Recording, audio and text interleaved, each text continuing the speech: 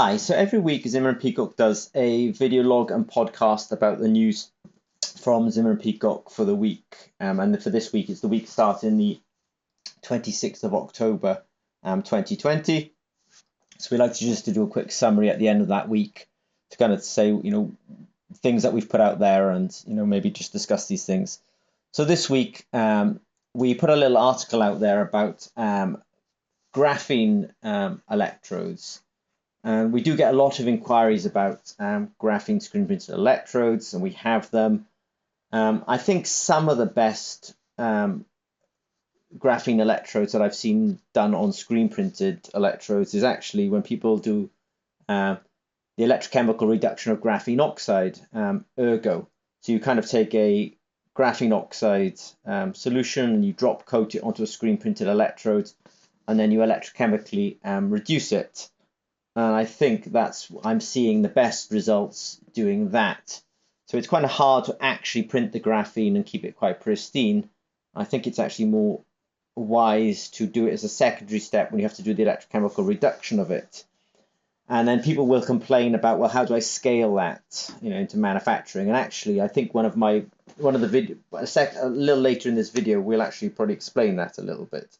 So I say video, of course, is the podcast and the video log. So anyway, this week we just put a little opinion piece out there that says, look, if you really want to make graphene type electrodes in the screen printed electrode format, then I think sort of drop coating a graphene oxide down onto the surface of a carbon electrode and then doing electrochemical reduction of graphene oxide seems like a pretty good way of doing it. This just fortuitously, we actually did a video this week because we were getting an inquiry about, how do I do the parallel testing of electrodes? And at Zimmer and Peacock, we actually have quite a range of test jigs, we tend to call them. And these test jigs allow you to run something like 12 screen printed electrodes in parallel at the same time. And so we were kind of answering some inquiries about that, and we were able to demonstrate that actually we do have a lot of this kind of technology on our website. So if somebody wants to look at multiple screen printed electrodes or multiple biosensors at once, then Zimmer and Peacock does happen to have, we actually sell test jigs and test rigs that allow people to do the parallel testing of screen printed electrodes in parallel quite easily, and they can find that kind of stuff on our website. Just for those who are watching the video log, I can also just show them quite quickly that we have this kind of stuff on our website.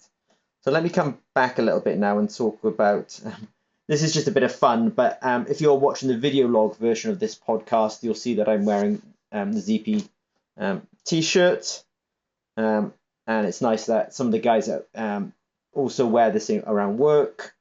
And one of the benefits of working at Zimmer and Peacock is if you're buying the clothing off our website, then our guys can go to the merchandise store and they can actually look up what they want and they can get it and we'll refund it for them. So just a little benefit or bonus for working at Zimmer and Peacock is that material off our merchandise store is free to the guys who work for us.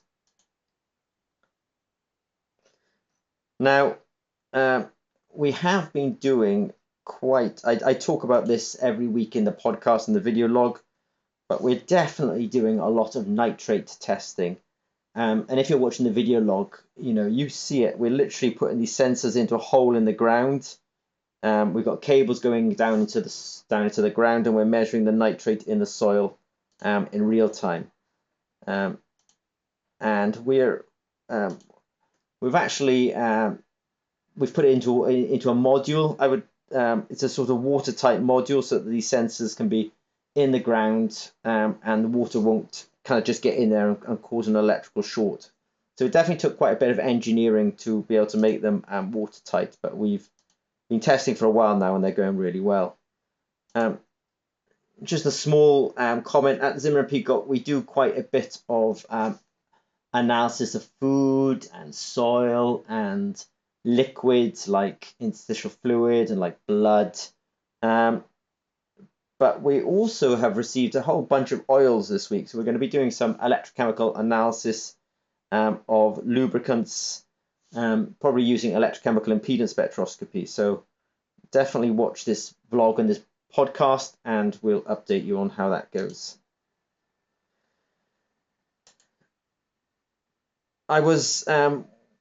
We've also were asked to put a little article into Census 100, which is a sort of trade magazine in the UK.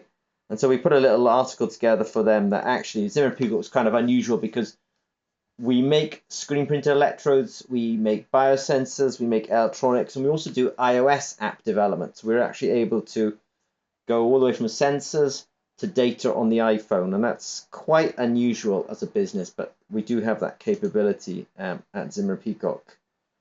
And we have a project or a product in-house called Julie. So at Zimmer and Peacock, we really appreciate the fact that scientists love going into the lab and they love collecting data, but sometimes the data gets too much. They've collected all the data in the world, but there's nobody's analyzing it, or nobody's maybe storing it properly. So at Zimmer and Peacock, we've really wanted to solve that problem. So we've created a database online called Julie. This is available to other people to use. So if you want to use it, contact us. And what Julie allows you to do, it allows you to kind of upload your electrochemical data. So I'm thinking about, we've got some kind of collaborators in Indonesia. They will be able to upload their data, so it'll be in the cloud, and then Julie will allow them to actually do a 360 analytics on it very rapidly. So they can upload all their data, and then immediately they can start determining what the intercept is, what the sensitivity is, what the limit of blank is, what the limit of detection is, what the limit of quantification is. Because I know that a lot of our guys are really into the statistics around sensors as well. So this Julie database allows the data to be stored, so it can be retrieved and archived and found, but it also allows then the sort of analysis of the data, and then it allows a really easy reporting of the data. And if you want to get the data back down again, you can just download the data quite rapidly as well. So this is really something significant for Zimmer and Peacock that we'll be talking a lot more about in the future.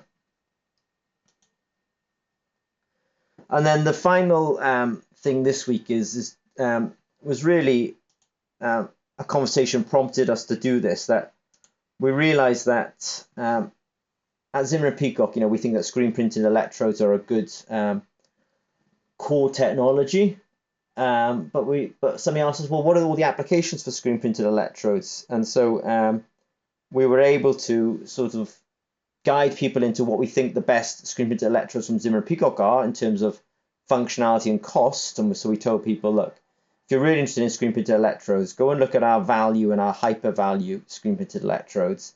And then we were talking about the applications, and we were able to talk about medical and wellness and actually agriculture and aquaculture and water analysis. So might be an interesting video if you're interested in knowing what the applications for screen printed electrodes are. So as I say, this is the podcast for the news from Zimmer and Peacock for the week starting the 26th of October. At the end of the week, we like to kind of review everything that we've discussed during that week. If you have any questions on Zimmer and Peacock, please don't hesitate to contact us. Otherwise, I appreciate you guys who watch our vlog and listen to the podcast, and thanks very much.